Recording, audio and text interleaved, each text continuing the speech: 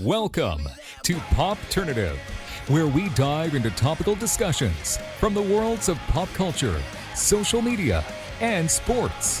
Here is your host, Peter Remoliotis, aka PD Beats.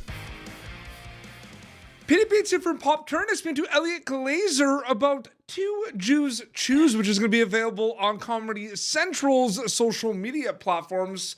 Thank you for doing this. Welcome to the show. Oh my God, thanks for having me. It's so nice to be here. It's really cool. And by the way, I love that my name is in yours.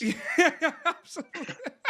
Literally, it's my name, Eliot. The way I spell it, 1L, 1T, is in your last name, and I've never seen that before. That's awesome. No, that's amazing. That's so true. Yeah, but like, you know what? It's really cool because when I got this interview confirmed, I checked out the show and everything. It's exciting. It's going to be available. People are going to be able to see it on YouTube and Twitter and Instagram and everything. So, the landscape of like talk shows and podcasts, it's huge. There's so many of it. I love that this has like a theme. This has a premise. Was that kind of the mindset when you were talking to Comedy Central about this? Oh yeah. I mean, it's very specific, but even though it is just me and another Jewish celebrity delineating between two things to decide which is Jewish and which is Goyish, meaning, it's not Jewish, but what it really means is that it's not for us. It was like, it's very acute, it's very specific. But I think even though it's niche, it has broad appeal because, everybody has a shared language, whether it's their religion or family or faith or background or ethnicity. We all have that. This just happens to be ours. And, it's just hopefully fun to watch for everybody. That kind of stood out to me though, because it's just like I ask certain questions on my show knowing that there's so many talk shows out there right now. Yeah, of course. And there's so much, but this is just like, this just comes so instinctively from my life, my experience, and my identity. And it's just really not just cathartic, but really fun to be able to communicate with other people who are like, oh yeah, same here. That's always timeless. And that's always a reason to celebrate. There are this is also something, it's so funny because I get this confirmed and I wanted to ask that. And this is something I'm so excited to share with you right now. So people say basically that I'm the doppelganger of one of your guests on the show. And I'm wondering if you can figure out. People say I look a lot like Josh Peck. Oh, I could see that for sure. Yeah. And he's handsome, so. No, like people have said that.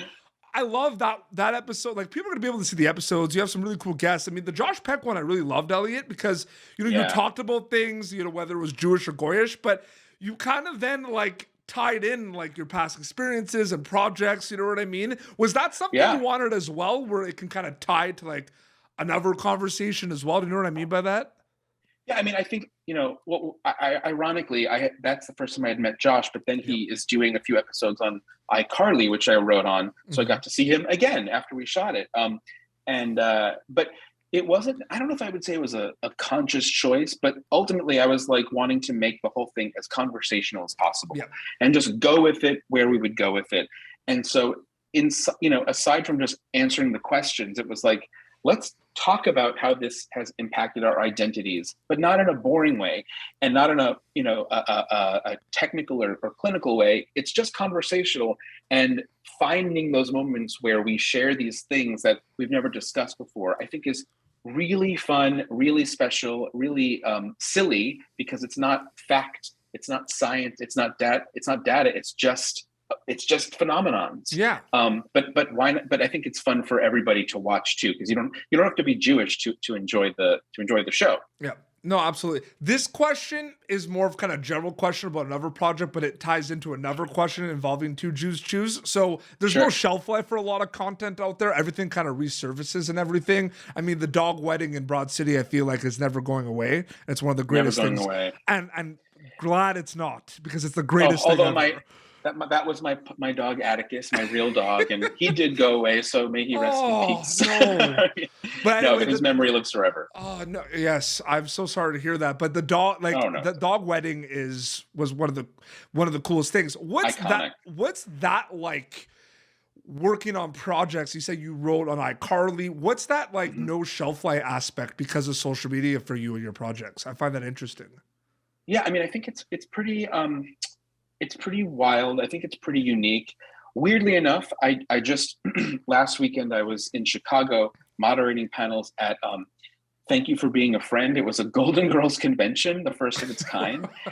And, you know, as somebody who has written on a bunch of shows and acts and performs and all that stuff, it was so significant and almost like mind-boggling to see thousands of people show up to celebrate a show that lives forever. I mean, it just transcends time, generations, sexuality, gender, and it's like, God, I hope a show like Broad City, and I know a show like iCarly can do the same thing, because it just connects with people, even if it's in, you know, a GIF, you know, a GIF that people send to each other on their birthdays or something.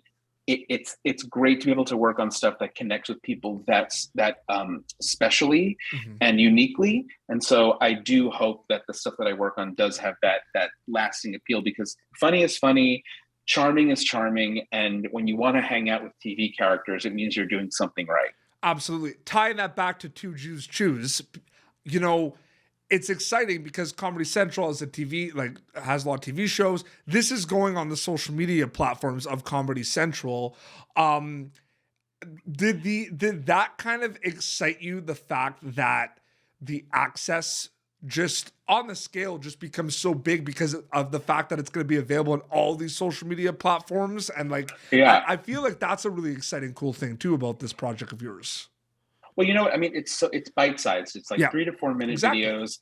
It's rapid fire, but hopefully it's the speed, the tempo, and the general vibe, and the music, and the effects, and the little cartoons, and the pops.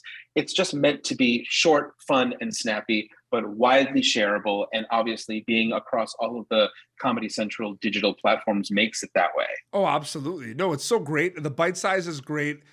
I enjoyed it. I got a chance to see the episodes. They're going to be available soon, but I loved it. It's great. You did a great job with it. Yeah. Well, thanks. No, absolutely. Thank you so much for your time, Elliot. It was great chatting with you. Oh Seriously. my God, my pleasure. Thanks for having me. What a blast. Plug away quickly? Like, it's going to be out soon. Plug away your socials very quickly. Of course. Yeah.